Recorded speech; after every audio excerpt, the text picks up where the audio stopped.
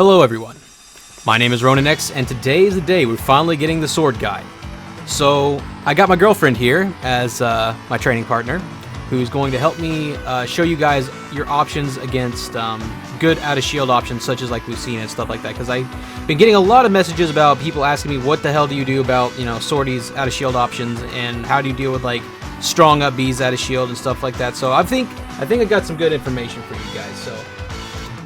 So first off, let's talk about what our options are in shield. So a lot of people don't know this, but there is certain block strings on shield that you can land with that Lucina can't really deal with, and I'll go ahead and show a couple. One is back air, fair, and nair tatsu on shield as a cross-up. They don't actually have enough time to really up B, even though Lucina has a frame 1 up B, it actually does not work. And I'm going to go ahead and show that to you. Now the reason it works is because the tatsu goes through her, and if you cancel from the air but low enough on the shield to where you still get the iframes of the tatsu, it'll just beat it outright. And around this percent, it can even send into a tech chase. So I'm going to go ahead and show you what it looks like when you do it wrong. Alright, Molly, stand right there for me. Alright, ready?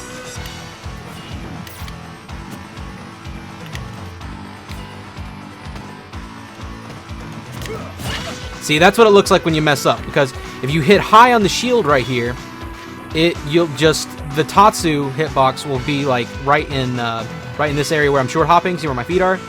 That's where you don't want it to be. You want it to be somewhere around their torso whenever you land it. So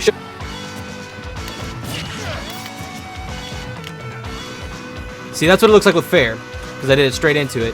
You can do it with nair. Go ahead. Keep messing up. I'm better with fair than I am nair, but I know you can do it with nair. There it is. Okay, just to kind of give you an idea what it looks like. And this is what it looks like with bear. All right, ready, honey? So as you can see, she can't actually up B that. So those are two options you have there. And I did heavy, but in this situation, if I go for light tatsu instead. Okay, and you see right there, she kind of popped them up. But like, if it was like a Swordy, like say Marth.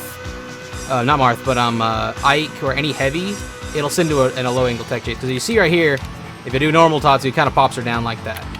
So yes, you can do that with fair, nair, and back air into tatsu, and you can kind of cross up like that. Another option you have, honey, I want you to up B again. You can charge focus and then get a full punish, because you can sit here and charge focus and wait for them to land and just blow them up for that.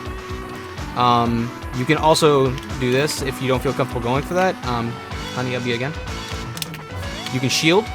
You can fast fall shield in time. Again, full punish. And another one you can do if you're scared of the grab or the up B, you can spot dodge in time. You just have to make sure you time it right. Ready, honey? Ready? Shield. Do it again. You gotta make sure you hit low.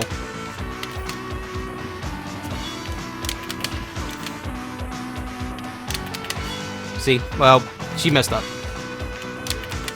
There it is. See? So as long as you hit low and you space it correctly, you can actually spot dodge in time to get past that as well. And you cover grab and you cover up B at a shield. Let me see, is there anything else? So yeah, if you see them mashing like that, whenever you start calling out these options, they start to become scared to start doing that, so they start picking other options like jumping and stuff like that that are more conventional options that you're used to punishing on other characters. Because the only times any sword character should get away with mashing out of shield like that is if they just don't respect you and you're not punishing for it. So when you see them doing this is how you punish it. At least on Lucina. It's a little bit different with Ike and the other characters because they have armor. But I mean, she has like iframes on frame 1. So if you can consistently punish this up B, you can punish all of them whenever it comes to any sword character, really. All right. So yeah, that covers it for the out of shield options. How to deal with up B out of shield. Honey, that's all I need right now. So, alright, so now that we've gone over that, let's talk a little bit about neutral. So, this is a matchup you cannot be in a hurry, okay? It's a very slow bait and punish footsie matchup, just like a lot of, you know, how you generally want to play, except in this regard, you have to understand what they want. Okay, so for Lucina, the average Lucina, whenever they fight a Shoto, the first thing they want to do is wall you out, okay? And, what they like to do is, you know, they like to space you out with sword, like fade back fair, short hop nair, stuff like this. You know, a lot of short hopping and aerials to kind of space you out to get you to do something, right? Well, when you see him short hopping like this, can you short hop for me? What I like to do whenever I'm kind of walking in this zone, because they're not going to approach me, and I know they're not. What I'll do is I'll put a slope fireball or something like that under them to kind of get a little bit of chip damage. And whenever you start like pecking at them like this, like they end up wanting to approach or try to jump over you, because now they're getting conditioned by your projectile. Because this, so as I was saying, yeah, you can put Hadoken under their feet and to kind of condition them to come towards you. And something I like to do is like I'll wall with like life forward tilt, roundhouse, and stuff like that. When I see them coming in, or I see them short hopping or something like that, or I think they're gonna approach, I'll jump back and I'll do something like a slow Hadoken hover. Try to get it close to the ground, kind of like this. Because the great thing about that, whenever you're spacing and they're playing, you know, safe, you want to focus on walking a lot. And the cool thing about Hadoken hover is if they shield it, honey shield. Whoops. Well, I got it. There's a certain spacing you have to do it at, like right about here. Go ahead, hold shield. Do it again. I messed that up right there, but you can see if you space it correctly with a slow Hadoken hover, you can actually get on shield pretty quick with a lot of different things, like perfect pivot forward tilt, light hard down tilt, you know, whatever you want. So if they start shielding and respecting you a lot, you can start doing that to get your shield pressure. And as I spoke before, once you get on there, like if you know how to punish the up B, you're fine. But especially if they love to spam it. Another thing I said in a past video, just to clarify, another thing you can do without having to like land on shield or something like that to cancel, honey hold shield, hard up tilt roundhouse. That is a true block string. That's one thing they can't get out of. And sometimes, can you mash up B out of shield again? See, like up tilt doesn't work. But down tilt does sometimes. I don't know why it works like that, but it does. So, do it again, honey. But if you get like right on top of their shield, see, like sometimes it works and sometimes it doesn't. It's really, really weird. But yeah, but if they mash it and you confirm the hit like that, you almost like if you know they're gonna do it anyways, you can either hard down tilt and confirm into roundhouse if you're there at low enough percent, or you can focus cancel. So yeah, little weird thing that it can do. Another thing you can do is hold shield again. Is even if it doesn't break shield and they still mash up B at a shield,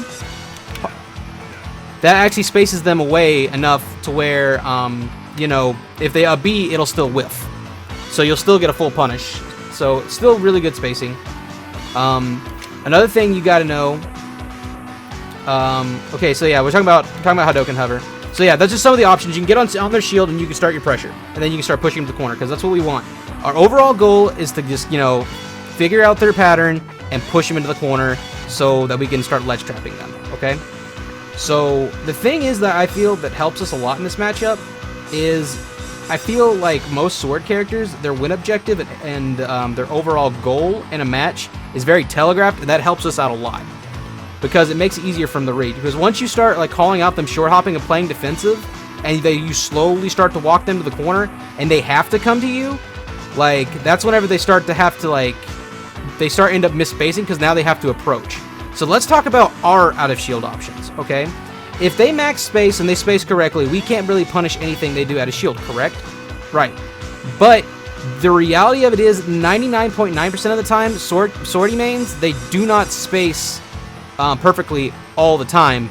And if they don't do so, we have some decent out of shield options to punish them. Especially whenever it comes to them being cornered, because when they're cornered, they sometimes want to pick an aggressive option, like run at you side B, jump fair, and then like jump over you or something like that to get to the other side. And there's options to deal with that. Especially like one of the most common options you see out of Roy's and Karam's, where they'll jump at you and they'll miss space snare. So one of our best options is out of shield. Like whenever you get hit on shield, you can out of shield down smash, which is really helpful. You can out of shield roundhouse as well. Out of shield light forward tilt, down tilt, anything like that if they miss space. Or, I mean, if they, say, like, they fair your shield, then jump over you, you can cover them jumping over you with up B out of shield, or one of my favorites, because it'll auto turn you around, is up air, because if they fair you, there's actually a certain amount of frames where when they're crossing you up, if you let go of shield and up air, not up air out of shield, because if you do, you won't auto turn around. You can turn around up air and then medium shoryuken them for doing that as soon as they space over your shield. Now, if they end up doing something like fair and falling behind you with back air, you can turn around and then you can just as soon as you see them fair over you, you can just stay under them and hard up tilt and auto turn around, and then you're fine. And immediately afterwards, you want to focus cancel. Ready? There you go. So yeah, it looks kind of like that. Because I mean, if I space on the shield and then I fail behind him with back air, it still would work, because you have your upper body from Kin's torso and up has iframes. So if they cross you up like that, you can actually just beat that if you hard up tilt. Just to show you what the iframes look like. 1 second. See? All the way up from your torso is 100% invincible and will just beat that sword. Normally, I mean, hard up tilt just beats swords in general. Okay? Same thing with roundhouse. This thing right here also has iframes, so you can actually sit there and wall with this. You can also do it with up tilt too, as you see right here. Like, I've kind of got the timing down a little bit. And if you can actually get really consistent with that, you can also like do some shenanigans with that.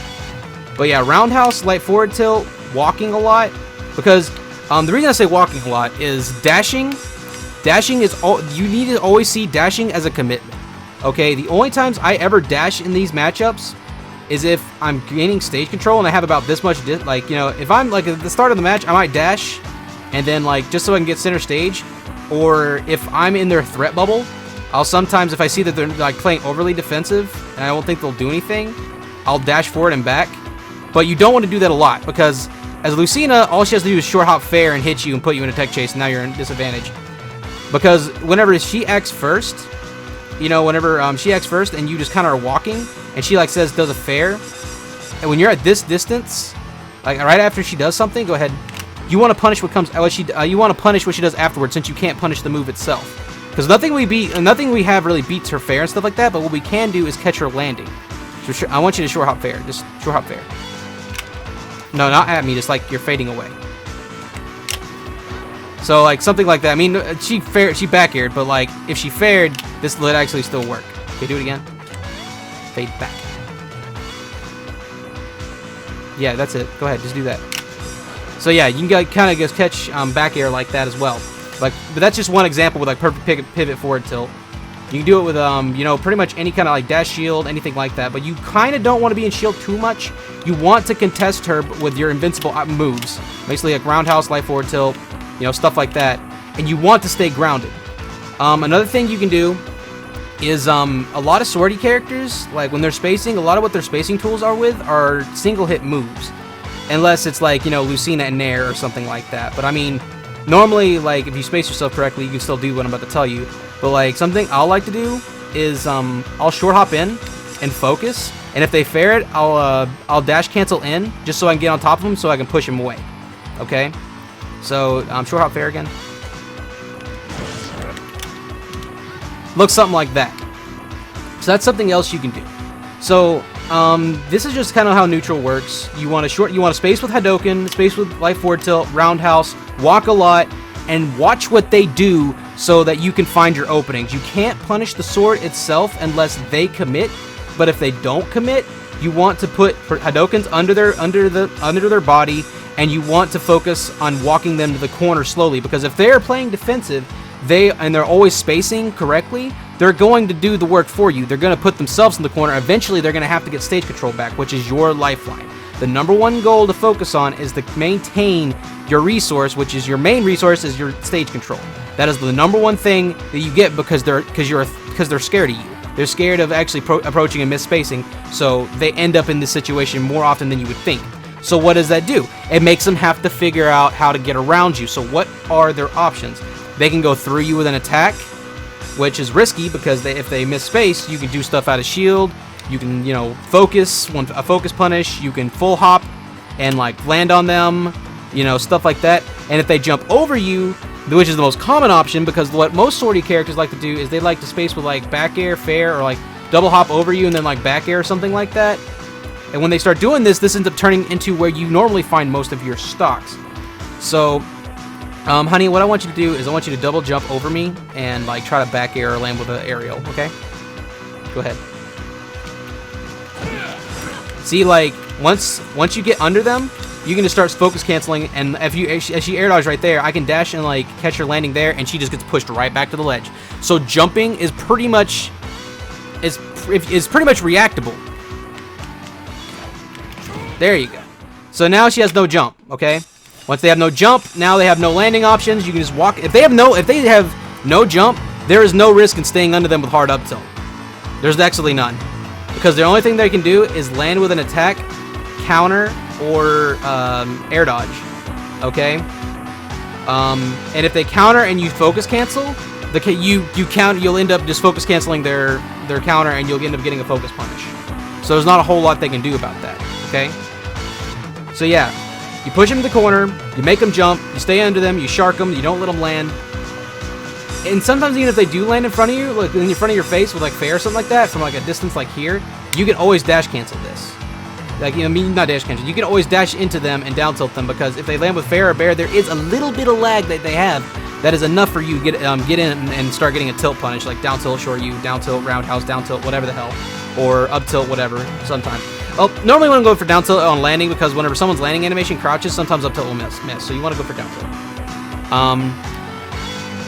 So afterwards, okay, so let's talk about, okay, we know how to anti-air them. We know how to play neutral.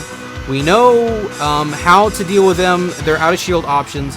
Now let's talk about the big one. Let's talk about what we can do whenever they're holding the ledge, okay? I'm going to take your controller for a second. So let's talk about what her options are for the ledge. She has get up attack. She has neutral get up, like I just did a second ago. She has roll. They can jump off the ledge with like, you know, something like dolphin slash, fair. They can jump and like try to space around you, which jumping is the most common option because they'll try to get behind you and like space with back air or something like that. If they think you're gonna do something preemptively, they can jump counter. Jump. If you're holding shield, they'll jump like do this, you know, stuff like that. Okay. So most of these moves are okay. Let's go ahead and sum this up to like three things. They either get up with a hitbox, they get up with some kind of evasive option like jump or roll or neutral get up. So as long as we can cover like those two options or stand at a distance we can react to those options out of the range of the attacks, we can find all types of whiff punishes. So let's talk about like, okay, for jump fair and nair at the ledge,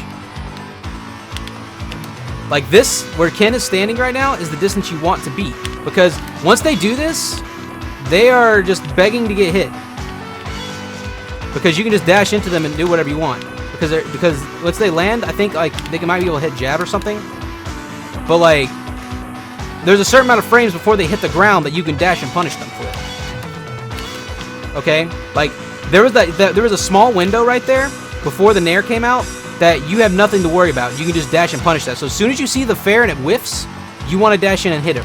Same thing with if she jumps in with nair. But if you're standing at that distance, it's easy to punish. It doesn't have a lot of lag, but it has enough that we can get in if she does that. Okay? Or we can just like straight up down smash it or whatever the hell we want. But if it's like a single hit fair or something like that, another thing you can do is you can just charge focus and then like dash cancel and punish it that way, instead if you don't want to like just stand at a distance. And if they nair, I mean if nair is like a very common option they do, you don't want to go for this, you just kind of want to do the spacing method I talked about, and then you can kind of punish it that way.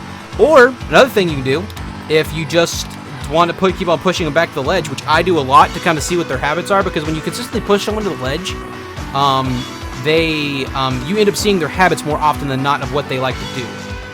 So like if they fair, as soon as they fair, you can Hadouken, because a lot of times like they'll fair and they'll fade back a bit. Hadouken will shove them off. Same thing with nair. So you can kind of just keep on resetting them that way. Okay. So if they get up attack or neutral get up, you can also react from this distance as well. Okay. If they jump with like fair or something like that, or jump at all, if you're like just a little bit farther back, like right around here, you can react with DP or something like that. But I want to talk about an option. Let's talk about reaction, okay? Always have a plan B if you don't feel your read, if that makes sense. So let's say you feel like she's gonna jump and fair, okay? Because you called out all her other options. So the other one that you think she hasn't done yet is jump fair. Okay, so she'll jump, she'll fair, or something like that. As soon as the fair comes out, you can immediately like jump shore you or something like that. But let's say that you didn't believe in your read and you didn't, and it didn't work. Okay, you can then option select into getting under her with hard up tilt, charging focus, anything like that to keep your advantage.